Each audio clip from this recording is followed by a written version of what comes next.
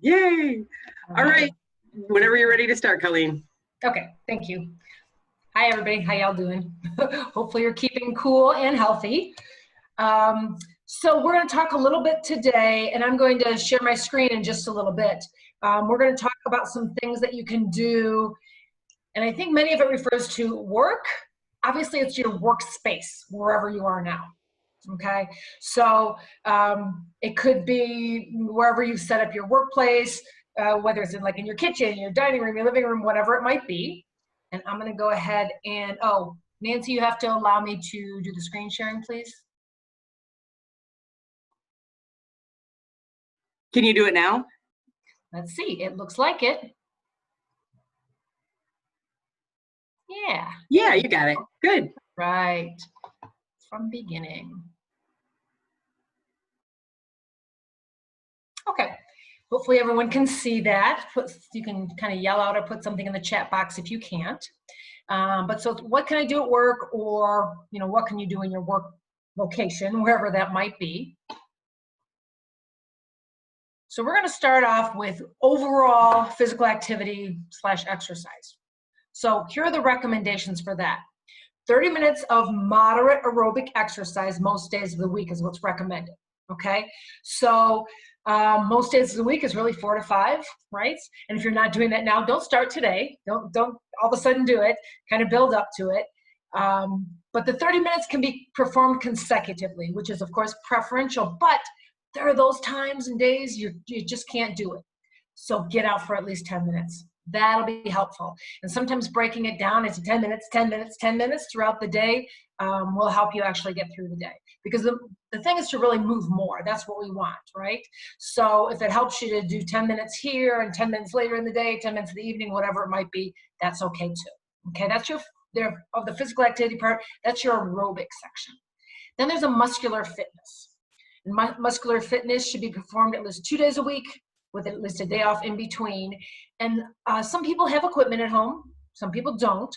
If you have equipment at home and don't know how to use it, please let us know, because we do have some booklets that we can send out to you that talk about stability ball and resistance band, small hand weights, and even your own body weight, and how to do some different exercises with those. Okay, so I'm happy to send those to you. You'll get my information at the end if you need to email me about those. And then, of course, there's flexibility. And that should be done at the end of every workout. Now, we're going to do some flexibility today, but it won't be the exact kind of thing you'll be doing after a workout. All right? We call it desk or work exercises, meaning I'm not going to have anybody lay down on the floor, and no one will be asked to put their legs behind their head. If you can, it's kind of cool. You could show me that. That's fun. But you don't need to do that. That's not something we're going to ask because I can't do it. So something is always better than nothing. And that's what we want to make sure people are understanding, that a lot of people say, well, I can't do my full workout. Never mind, I'm not going to do anything. Something's always better. So if you can get in that 10-minute workout, great. If you can get that walk in, doesn't matter. If you can just go once around the block, everything's helpful. And it's for your mental as well as your physical health. Okay? So I don't know how many of you might jump rope where you are, or maybe outdoors. But there's a lot of different things we'll go over.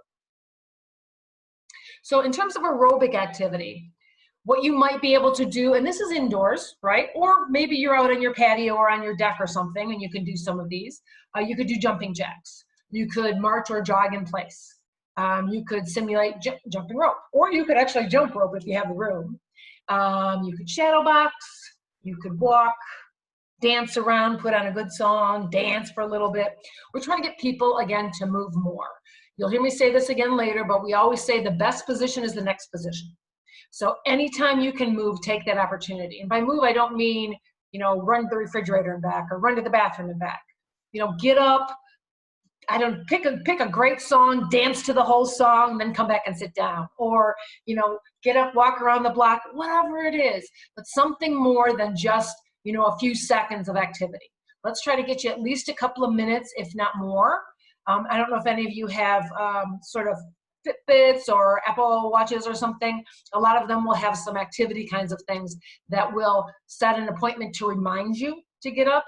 And also over the day, it tells you if you've been doing more. So a lot of these do steps. Steps is not the important thing, it's actually time. Okay, steps doesn't really have anything to do with it, except that it is part of the activity.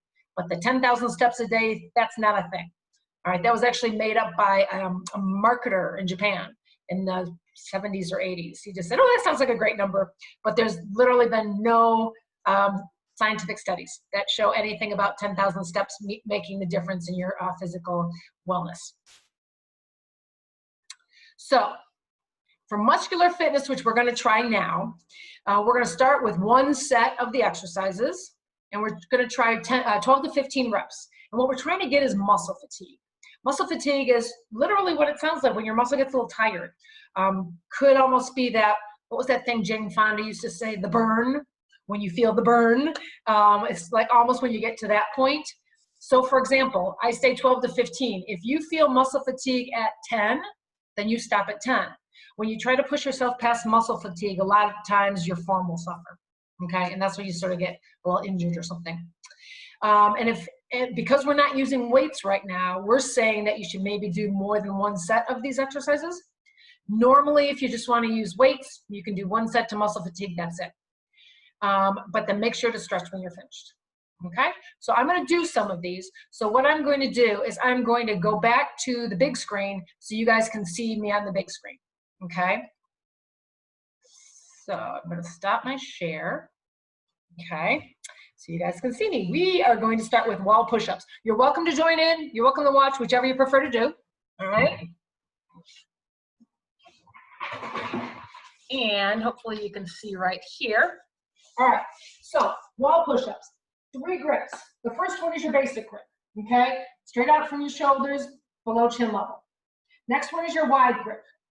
Okay, and then we've got what we call the diamond grip. Regular grip is pecs and biceps. Wide grip works your lats.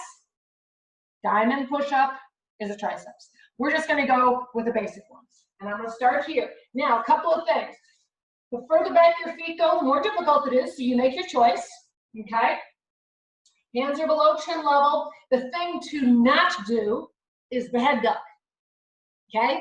I think we a lot of times have people who are ducks, and they feel like it's the, so if I were to give you an assessment, what it would be is how close your chest got to the surface, not your face. So there's no use doing that anyway, right? So we're just gonna go here, come down and up, and down and up, okay? So there's no head duck.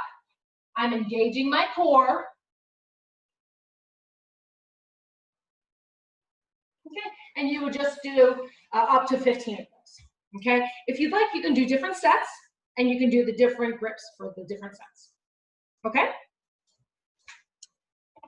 So next thing we're going to do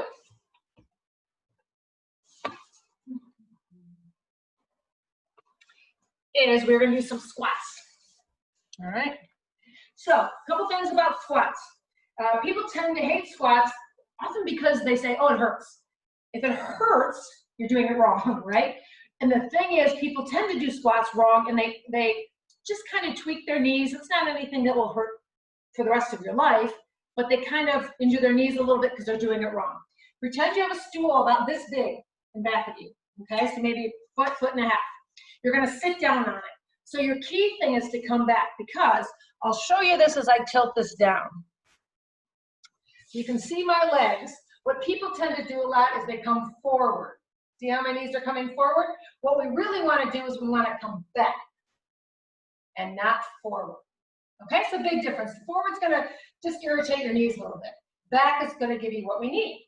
So we're going to go about shoulder width apart, sit down on that, low stool, and come up.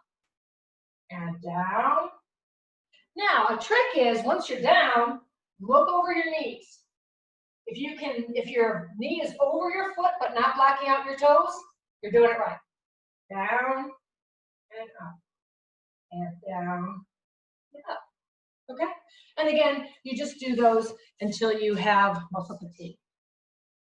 Okay? So, next one we're going to do is called heel raises. And I'm not sure if you can see, I'll go here. I always pick up one leg, but you can do both. All right? So it's just calf raises, it's also called. Up, down, up, down, up, down. Or lift one leg, up, down. If you want to do that on the bottom step, if you have a flight of stairs, please don't do it on the top one, do it on the bottom one.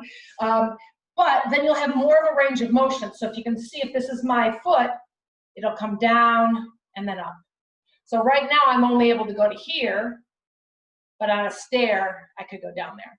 And we always want more of a range of motion if possible. Okay, so if you have some stairs somewhere and can do that, that's probably a good one for you to do.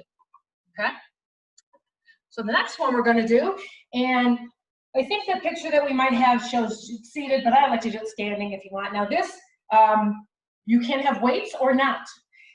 You can just tighten. So what we're going to do, it's called a lateral deltoid raise. So we're going to just come out to the side with our arms straight out from the shoulder. Not up here, but here. Just tighten and come down. And tighten and come down. Tighten. Now, tighten means you're tightening up here, but you're not locking out, okay? You never want to lock out a joint when you're exercising, okay? All that's going to do is lead you to some injury. Boom. Okay? And again, do those until you've got muscle fatigue. Okay, the next thing I'm going to do is get a chair. Now, I chuckle because I normally use a chair with wheels. It's not a good idea to use a chair with wheels. If you have one without wheels, that's where I would do this one. And I also chuckle because the chair that I have, a couple of different times when we first started at Stay at Home, I realized that my kitchen is far more sloped than I thought it was. So I picked my foot up and I rolled out of my Zoom meeting. So I've learned not to use that for lots of things. So I'm going to get my chair over here that has no wheels on it.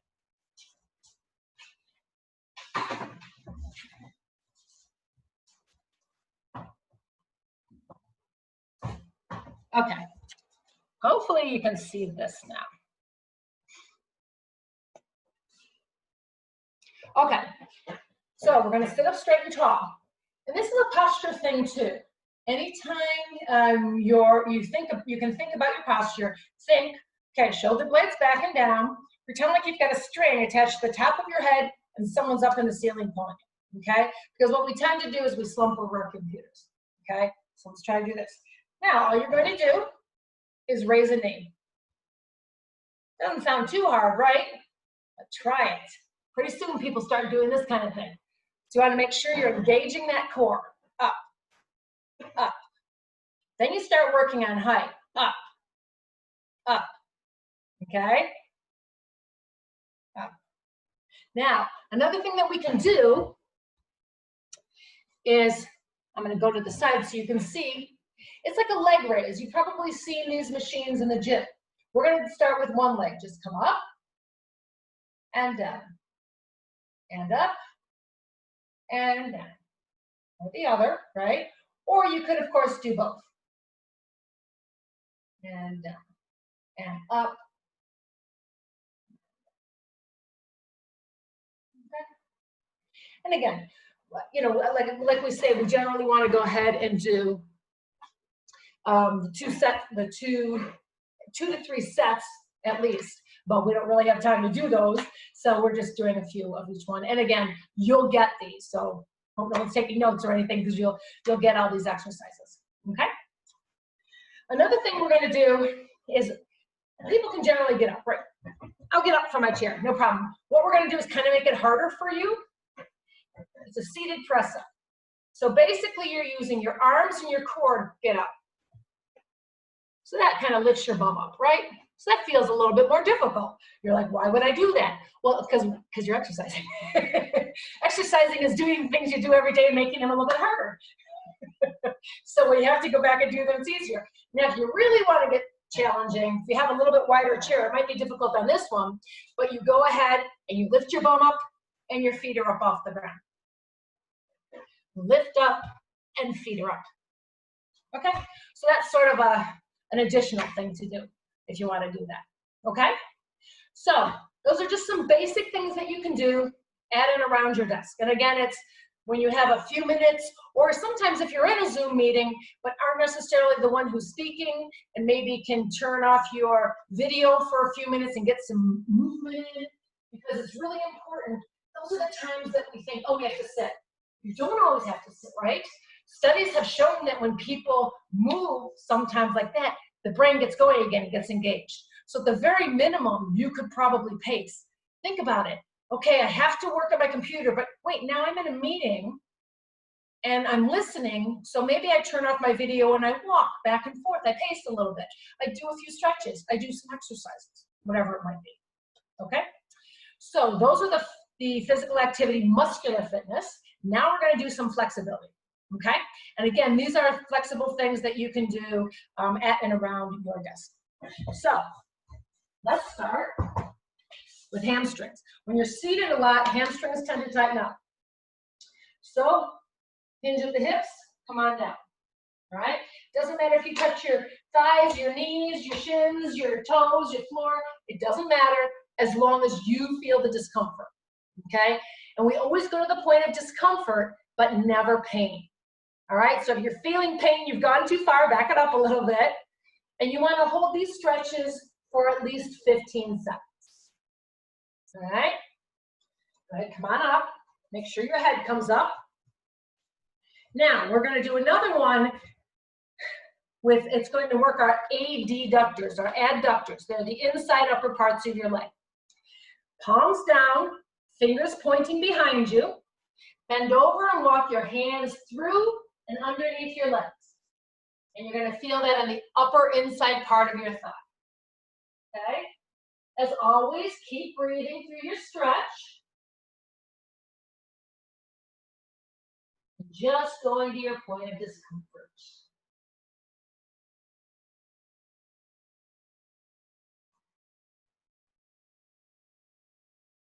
And walk forward. Okay, come on up. We're gonna go ahead, that might be a little too high. We're gonna do the usual quad one, right? You're gonna grab just above the ankle. Now what people tend to do is they grab the foot or they grab the ankle. We wanna grab just above the ankle.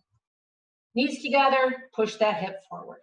You're gonna feel this in the quad, front part of your leg. Not sure how many folks can see that. There we go, that's a little bit better. Go. And again, knees together for the quad. If you come out here a little bit, you're stretching hip flexor, which is fine, just so you know. Now, the cool thing about both stretching, every kind of physical activity, is it helps with mind-body awareness, okay? You can go ahead and sit down for the moment, and I'll do some more stretches. So again, the mind-body awareness is what's so awesome about exercise, because we get up in the morning, we take a shower, brush our teeth, and then we never think about ourselves the rest of the day, right? In general. And so this helps you to think about yourself a little bit, and we need to. So what this can do when we go through these, and you've heard me say the muscle group every time, and everyone's kind of like, well, yeah, what's the big deal? The point is that you should focus on that for a couple of reasons. One is to make sure that you're doing it correctly so you're feeling it in the proper location. So if in the quad stretch we just did, if you're feeling it, I don't know, in your deltoid, you can think, well, maybe I don't have the proper form on this. Maybe I should check that form, right? That's one. But the other thing, again, is to mind-body awareness. How am I feeling? Oh, wow, my quads were really tight. I wonder why. Okay, is it because I'm sitting? Is it because of that workout? Or is it because maybe I haven't been working out and that's why I'm tight? Okay, so it tells you a lot about yourself, all right? So one thing we're gonna do, you can do this seated or standing. We're gonna bring our arms out to the side with our thumbs up and pull back. This is for your pecs. It's a great exercise to do throughout the day because we tend to tighten up in our pecs because we're working at our computer keyboard all day, right? If you also sometimes have a good doorway, you can put your hands up here and lean forward in the doorway, and that helps too, okay? It helps with the pecs. All right, let's take one hand and put it palm down on the chair and sit on it. All right, I took my right side, just so you know. Now, I'm gonna point my left ear to my left shoulder. I'm not gonna bring the shoulder up, I'm gonna bring the ear down. I'm gonna help it with my left hand. Now in this side, my right side for me, I'm gonna feel a nice stretch. So it's whatever side you're going to. If you're sitting on your, whatever hand you're sitting on, the ear goes the other way. Everybody feel that? Okay. Go ahead, take your other hand, sit on it, calm down. And then ear goes the other way. So I'm sitting on my left hand, my ear is going right. Or vice versa if you're doing that. And again, an area that tightens up a lot.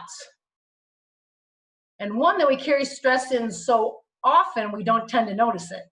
Okay, again, let's go to the right side. So I'm sitting on my right. I'm going to turn my chin 45-degree angles to the left. Now I'm coming down with the chin. Whereas we felt it in the side before, you're going to feel it a little bit more behind now. Keep breathing through your stretches.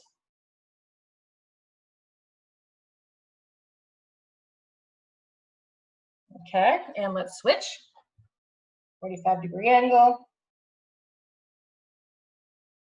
And come on down.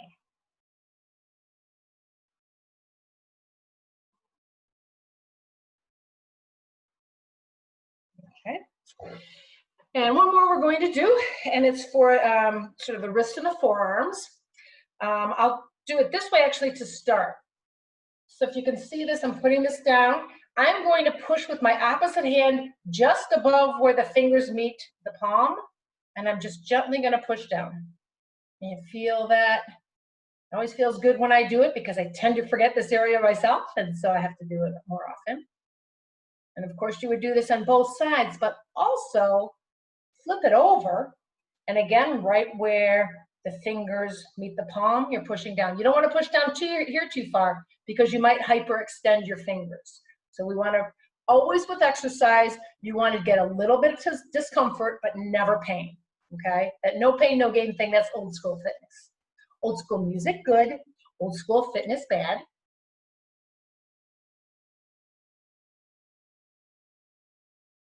And relax, okay? So I'm going to go ahead and share the screen again.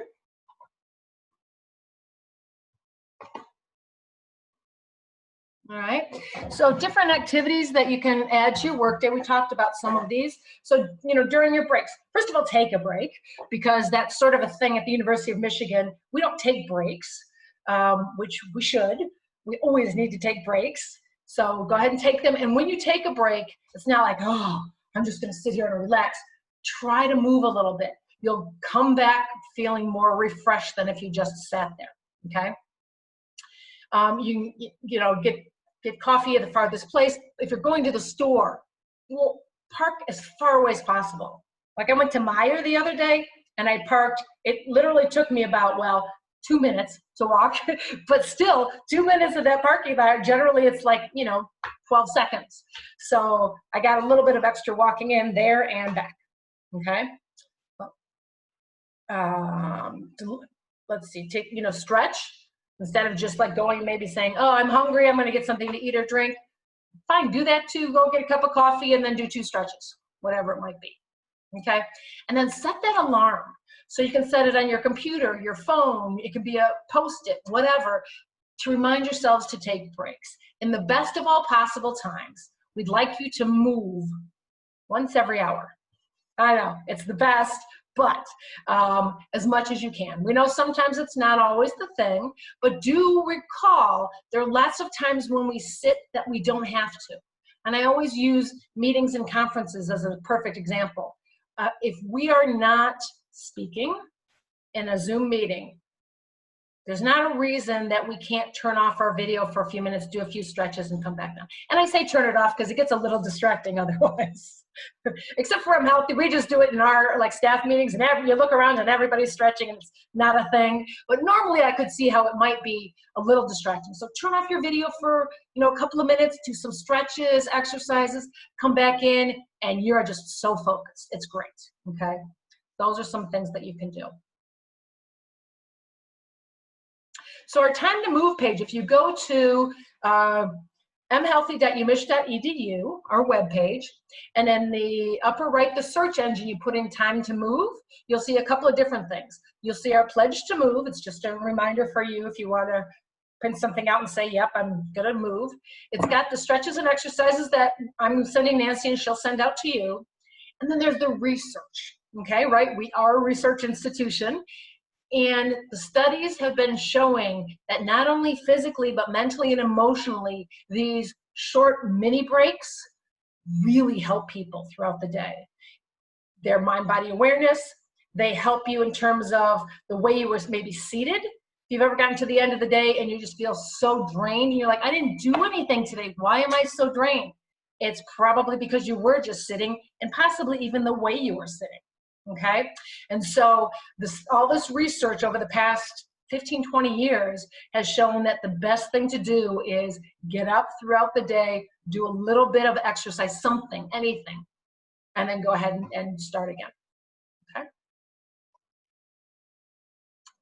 So stand when you can. Whenever you can do that, stand. And that's a lot of times you can stand. I was on a phone call the other day.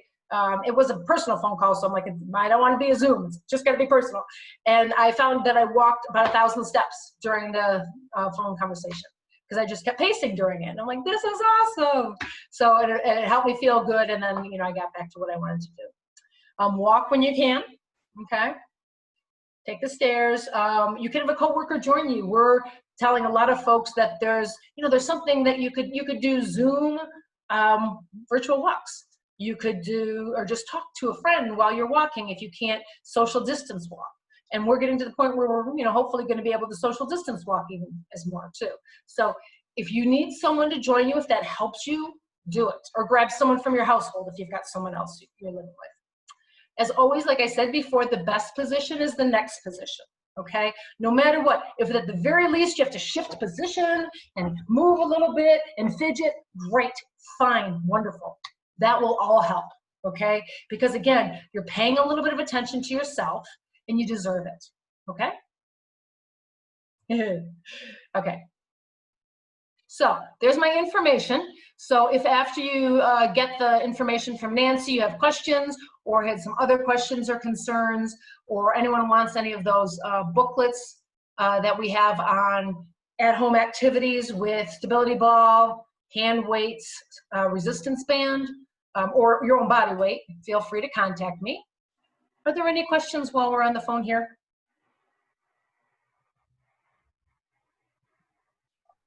Thank you so much, Colleen. You're Again, welcome. a lot of great information, and I learned even more this time around. Oh, good, thanks. Yeah. Anybody have anything else? It was just amazing that it's not really that hard, that that's one of the excuses for putting off movement is too difficult. But this was nice that these are some really simple things to do. Yeah. We appreciate you taking the time to walk us through them. You're very welcome anytime. And you're exactly right. That's what people, it's the, they dread, they're thinking about it and they dread, oh, it's going to be so difficult. But yeah, it's not. And again, this isn't your whole exercise program. This is movement throughout the day. If you want a specific exercise program, we talked about that a little bit at the beginning, the 30 minutes of aerobics and all that. That's different. This is you in your work environment, trying to move throughout the day so you can get through your day and feel more resilient at the end of it. Great. Okay, y'all have a great afternoon. All right. Thanks again, Colleen. Bye-bye.